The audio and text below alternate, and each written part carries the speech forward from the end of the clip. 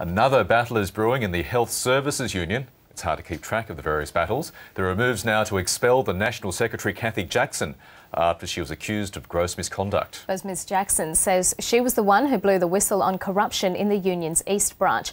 Chris Brown is the acting national president of the HSU and he joins us now on the phone. Good morning. Thanks for your time. Can you take us through these charges against Katy Jackson and which matters exactly do they relate to? This has nothing to do with the HSU East Branch or Katy Jackson's role as the executive president of that branch prior to it going into administration. This has to do with her role as the National Secretary in the National Union. 10 charges have been laid against Katy that broadly go to areas such as gross misconduct, gross neglect of duty, breaching the rules of the union, breaching the relevant industrial relations legislation, and probably most importantly, failing to comply with financial governance policies and procedures that the union had put in place to prevent some of the things that have happened in the past happening again. And so when did these alleged breaches take place? Look, they took place over a period of time. Some of them have only just come to light. So some of them did in fact happen quite some time ago, but they've only just been uncovered, particularly entering into secret contracts which exposed the union to thousands of dollars worth of financial liability without any authority or in fact even informing the national executive. Other charges go to breaches of the Industrial Relations Act that actually expose the union to further charges and quite possibly fines. Now, why bring about these charges now? Katy Jackson says it's part of a vicious smear campaign and timed to coincide with union elections. Well, it's not, and if this is heard expeditiously, and there's no reason why it shouldn't be, then this will be well and truly over before the elections really take hold. So I reject that.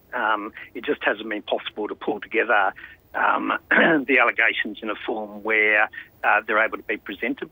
I've now been able to do that. But we've also had a number of court cases underway, including Katy Jackson contesting the appointment of the administrator in the HSU East Branch. And while those legal battles were going on, it wasn't appropriate to also lay the charges on top of that. So the timing's got nothing to do with the election. Now, given the problems within the union and the various allegations of corruption within it, how good is the union at investigating itself? Well, we don't need to investigate ourselves. These are certain charges under the rules, and that's what the rules are there for. The rules are designed to ensure democracy within the organisation, and that's exactly what's been played out at the moment. In terms of allegations of corruption, we don't investigate those. Those are investigated by the relevant authorities. And one of my concerns, although it doesn't go to any of the charges that I've laid against Katy Jackson, but one of the concerns is that she is currently under investigation by the Victorian Police for corruption concerning finances in the No. 3 branch when she was secretary of that branch. It's very, very difficult for us to be able to rebuild the union, to ensure members that they can have confidence in the union when the National Secretary herself is under investigation.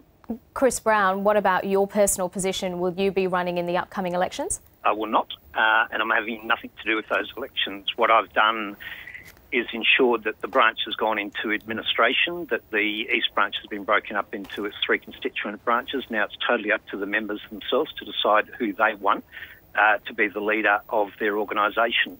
And that's a really important part of this process, is that finally the union's been given back to the members. They're going to have their say in a matter of weeks. Whoever they choose will be the person that leads their particular branch for the next 4 years.